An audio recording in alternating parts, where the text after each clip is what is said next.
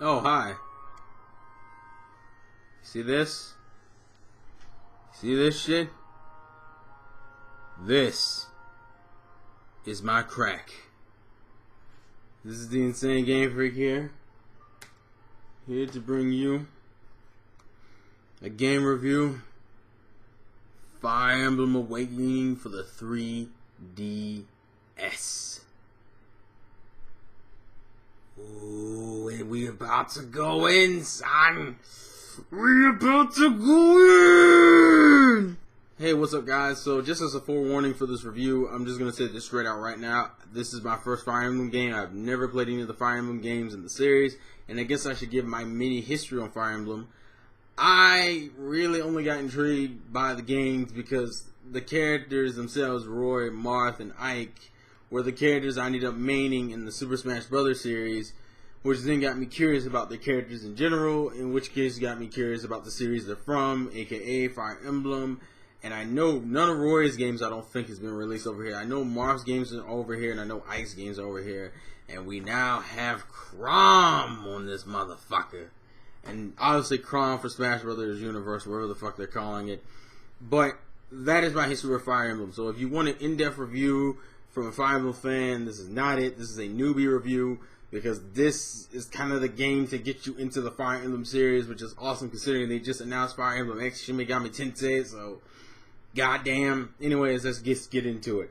Okay, so with Fire Emblem Awakening, we're pretty much following our hero for this game is Chrom. Now, mind you, this game is also marketed as a Marth game, and the reasoning why is because this handsome on devil right here is supposed to be Marth right here.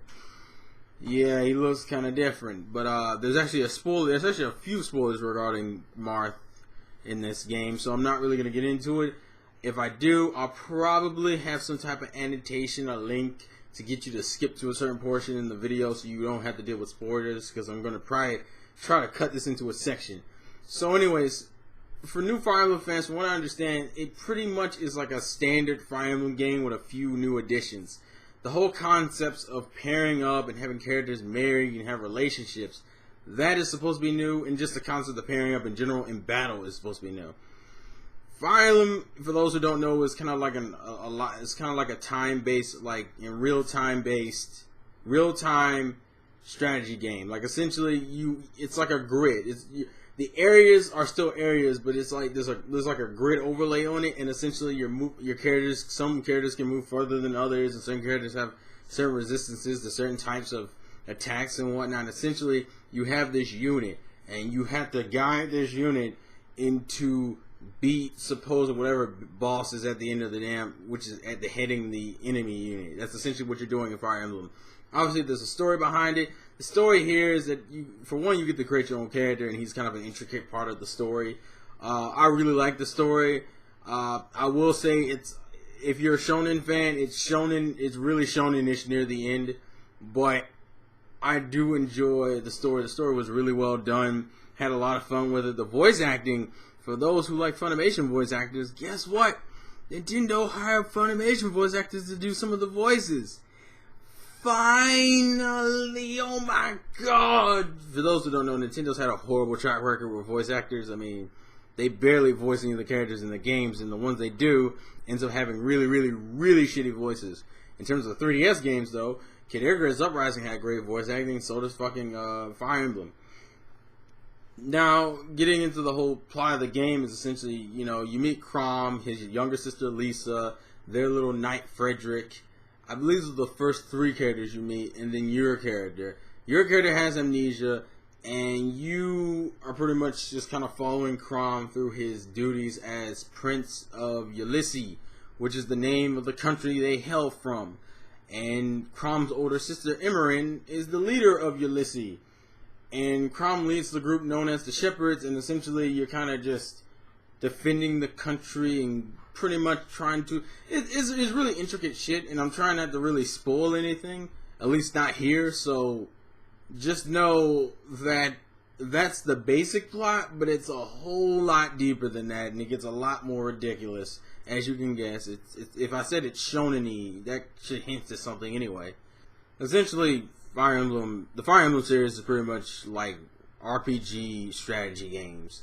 And the cool thing is that since this game introduces the concept of, pairing up your units, which for those who don't know, essentially what that is on the grid, if you have two characters standing adjacent to each other, which is pretty much side by side or behind, pretty much they're next to each other in any way, shape, or form except for diagonally, then when you fight an enemy, they'll be next to you and they'll grant you certain power boosts, whether it's better evasion, stronger attacks, better luck, whatever. And this is also correlated with a relationship bar. Each character has a relationship bar with other characters. Now, mind you, not every character will have relationships with other characters, and that has something to do with certain plots and plot points and other things I'm not going to get too far into. But essentially the idea is that the more they pair up, the better their relationship builds, and to the point where when they're at like A status, they're essentially just giving you all the best types of stats they possibly can. And the cool thing about this game that will really eat up your time is that this game pretty much introduces shipping into this game. What do I mean? If it's a male and a female character getting their relationship built up, if it's an S rank possibility with that character, that probably means that character has the ability to propose / marry said character, which is pretty nuts. But I won't lie, I really got into the whole shipping thing. Because for one, you're encouraged to do that just for the sake of stats and making your fights a little bit easier to plow through. But on top of that, you really like the characters. This is the one thing I love about Fire Emblem Awakening. I don't know if it's probably true for all the Fire Emblem games. You really connect with the characters. I actually can name the majority of the characters off the top of my head. Because we have Chrom, Lisa, Frederick. You're introduced to Sully and Varian later on in the game. Actually, within the second mission of the game. So is it second or third mission? You have Kelman, who I love because he has that Hoshino complex. That's the other thing. The character interactions really are interesting in their own rights because you're learning about the characters as you go. Like, Sully's like this hard ass. Like, she's a beast. And for those who want to know, Sully is my wifey. Do not touch her. Fuck her. I'm just saying. You touch my girl, you get your ass kicked. But, like, I just love that. You have Tharja, who, when she is first introduced in the game, automatically has a crush on your avatar, which is just borderline hilarious. You have Panay, who is like, and I even like how it's not, and you have different classes of warriors. It's not just this whole common sense of, oh, it's a swordsman, and they're like magic users. No, you have the swordsmen, you have people who throw axes, you have lances, you have people who can turn into dragons and demon bunny rabbits. Moving on, there's different classes. That's how Fire Emblem operates. It operates under the system of classes where you can change classes, you can graduate to higher classes, you can gain certain abilities certain classes can't. Oh, and the other thing you need to worry about is that this game is really heavy on the strategy because not only do you have different classes and the pairing up and the wifey, or just building relationships thing, but on top of that, your weapons in this game break after a while. Like, you have to constantly keep restocking weapons, and every weapon has a rank. Meaning the shittiest weapons are at E, whereas the best weapons are at A, and that's for all types of ways to fight. Lances, axes, tombs if you're using magic, staves if you're, even the healing items can break over time. And it's just this, and I even like, and the thing is, it's not just that, but you also have this other layer of strategy, which is that certain characters can do more damage against certain types of characters. I'll give you an example. Archers can do a lot more damage to Pegasus riders or dragon riders, or essentially anybody who's riding a fucking animal that flies. If you were like me and you know what part I'm referring to when I say this, your first experience with archers will be a pain in the ass. You should know what I'm referring to.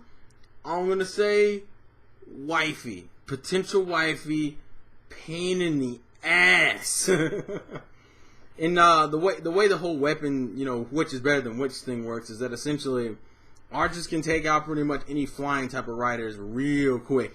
And when I say real quick, you need to understand. You know how like, if, let's take Pokemon for example. It's like, how you have a super effective hit. There are portions of time where it'll take out a huge shit ton of damage, but you'll have like a little bit left. No, you do this in Fire Emblem, it's that one shot killer, and you are done. You are fucking done. It's ridiculous. But the way the weapon thing works is that you have swords can beat axes, axes can beat lances, and lances can beat swords. Meaning, if you're going against someone who has an axe and you have a sword, you're more likely you're going to do double damage. And the cool thing is, the better the relationship is with the character you're pairing up with, you can sometimes get in more attacks. And the same thing also, and it's not like it's just like you attack once, they attack you, and it just goes back and forth. Because you have the ability to dodge attacks. Mind you, it's auto-dodging, but it's still cool. The 3D aspect is really awesome in its own right, too, because essentially, with the game, when you're playing on a grid, you can flip this 3D effect on, and certain areas look fucking amazing with 3D on. Especially like the areas that have like cliffs and shit that are supposed to be mountains. Like you turn that 3D on, and shit dips down, and you're just like, holy crap. And then it, like, cause you know, if you have the 3D off, and let's say you're playing with a Pegasus rider, who's more likely going to probably be using a lance anyway. Pegasus riders have better range, and as I said, you're moving across the grid. Each character has a certain type of range. You know, certain characters can move farther than others. Pegasus riders have the best range, but they can't take too many hits for shit unless you pair them up with someone strong. That's the other layer of strategy. You gotta figure out which characters you want to pair up with which. You don't want to just have two fucking Pegasus riders, because all you gotta have is an archer, and they'll take them motherfuckers out. The cool thing, though, is whoever's in front is the one who gets attacked. It's not like both of your side partners will get attacked. It's whoever's in front. And you can switch that through each turn. And I love that. Now, mind you, Fire Emblem is known for being a hard-ass game. And I played the game on casual. I guess that's the other thing I should mention. When it comes to casual, for this game is like the first game in the series to actually have a casual mode and a classic mode. Casual mode is essentially kind of like normal RPG style. Meaning if a character dies, he comes back at the end of the battle. Classic is how Fire Emblem has always been. And the way classic Fire Emblem was is that if you lost a character in a match, that was it. That character was dead, and it was pretty much like a Nuzlocke run. Except that was a part of the game since the beginning. That's always been a Fire Emblem thing from what I understand. I mean, mind you, I played it on casual. You can call me a pussy, whatever the fuck. But I like playing casual because casual gets me introduced to the mechanics of the game. And I thought the game did a good job of that because I'm pretty aware of the majority of the stuff for Fire Emblem Awakening just by playing through the game. Like the whole learning which types beat which, you learn through experience. Mind you, you have to do a lot of resets just in case you don't want to lose a character during a match. Some people, you know, I'm kind of a spaz with that shit. And when you develop relationships with your characters, you know, you sit there and you watch them grow with each other, and then on top of that, you just grow to like them in general. It annoys the hell out of you even when they die, even if you're playing casual, because I'm just like, oh shit, Sully's about to die, and then fucking you sit there and you try to have like your avatar block for him, and your avatar dies, and you're like, no! Or maybe your avatar doesn't get there in time and Sully dies, and you're just like, no! And then you want to restart the game. I like that. I like how Awakening gets you attached to the characters. As I said, this game made me a shipping fanatic. That's all I was fucking doing. That's all I've been doing, actually. Like, I could start a new game right now. I've already beat the main story. At least on casual. I can do it again on classic, but I don't want to right now. I want to sit there and I want to build up the stats and the abilities and whatnot. And the other cool thing is you can actually recruit members during certain events. Like during certain plot elements, there will be these characters that show up that are kind of different from the other enemy characters. The main thing that makes them different is they usually have a name and they have a defining look, whereas everyone else is kind of stock. Mind you, you have to have Crom. Crom specifically has to be the one, I believe, to talk to those characters, and then you can recruit them. And if they attack you, you can't recruit them. And it's a one-hit thing. You know, you fuck up and, you know, they're dead. And I've had that happen. It actually happens to probably one of the most important characters in the game, Donnelly. And if you play Fire Emblem Awakening, you know who Donnelly is, and you know that's that motherfucker you want to recruit purely because he's a beast. He's not a beast at the beginning, but I swear to God, I actually lost my chance to get him, but I've seen people play with Donnelly. Your mind will be blown, son. Jesus, Donnelly's a beast. I'm just throwing it out there anyways. Now, I think I've covered all the main things about this game I really like. The only thing I don't like is probably certain portions of the story. And it's not like the story's bad by any means. It's just that there are parts of the story that feel really cliched. Mind you, it's not bad, it's just cliched. And the thing I like, it's such a minor thing. Like, I will openly fanboy on this game. Mind you, this is my first Fire Emblem game, so obviously my opinion is kind of nerfed because it's just the first Fire Emblem game, and I haven't even played it on classic mode. I played it on fucking casual. But you really gotta sit down and just play the fucking game. It's really good, man. This is the Fire Emblem game to get you into the series. I think everybody has said that, and I will be the next one in line, like the last motherfucker in line, actually, to say it. This is the Fire Emblem game that will get you into the series because it's so easy to jump into, and you'll have a lot of fun. I had a lot of fun learning which types did what, and learning about certain weapons and which weapons had certain abilities. The only thing I probably would say, if anything I have a problem with, is that the swords, like the physical attacking weapons, are pretty varied, but the magic is actually pretty limited. And what I mean by that is that, like, mages only have like one type that actually is really effective against certain things, and you can tell because the different types of magic, they'll have like symbols of which things they can like the way they do it is like most characters don't have an inherent weakness. Only really the Pegasus riders, the Wyvern riders do, and they'll have pictures of like a knight or a horse head, and certain attacks and weapons will have those same symbols, meaning that those symbols do that damage. So if, let's say, the Pegasus Knight is weak to a Pegasus head, and the wind magic actually happens to have the Pegasus head, that means the wind magic can do like double damage on a fucking Pegasus Knight.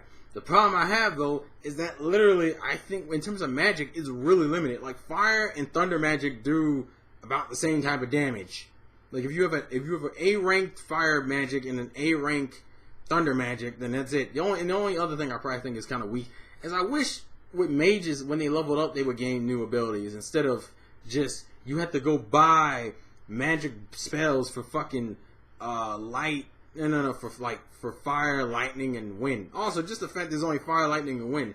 Mind you do get dark magic, but only dark mages can use those, and dark mages can't use like high level fucking light mage attacks. And then obviously, and the other thing I hate is that your healers at the beginning of the game are like the most detrimental part to you because they can't fight. Like Lisa's is the healer you get at the beginning of the game.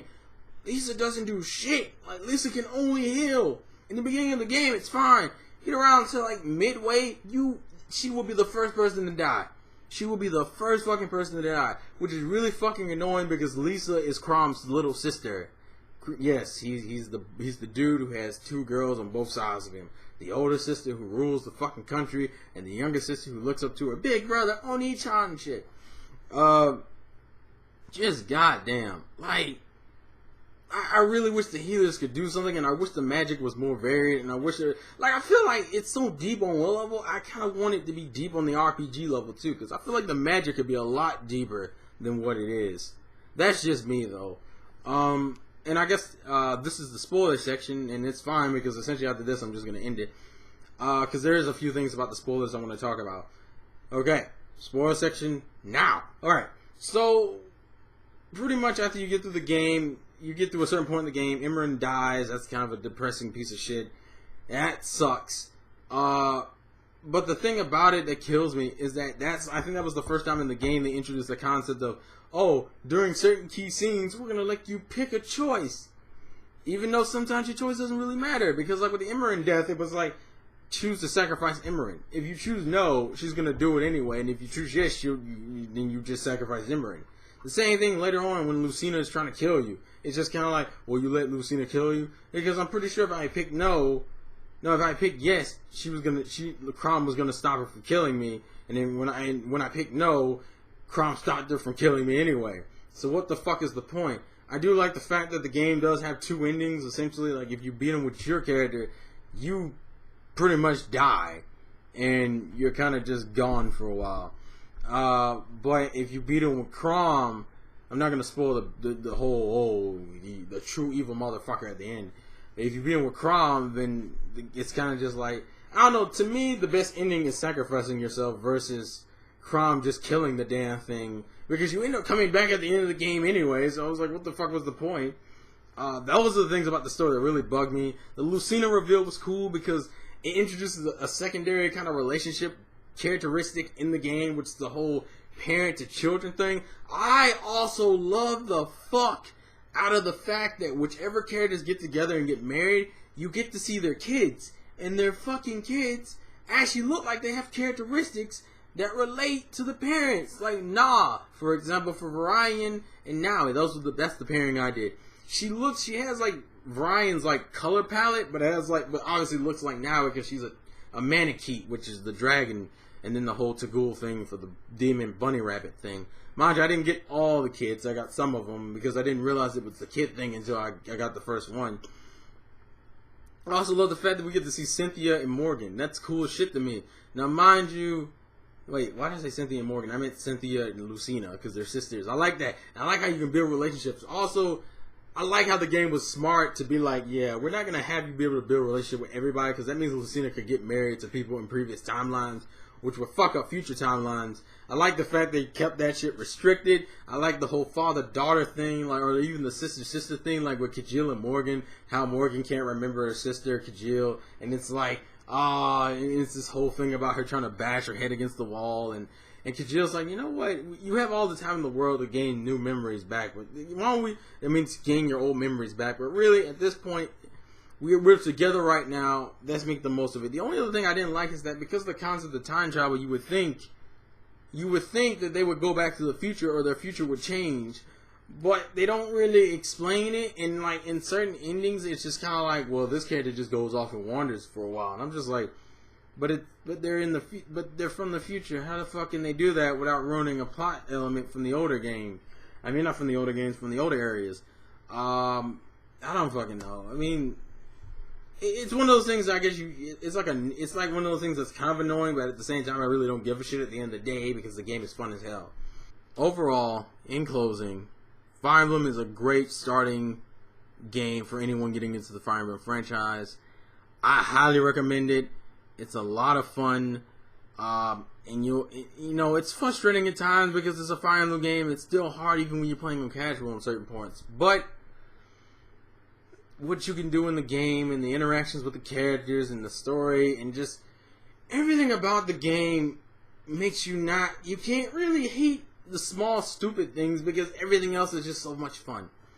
So that is this review. This was long as shit.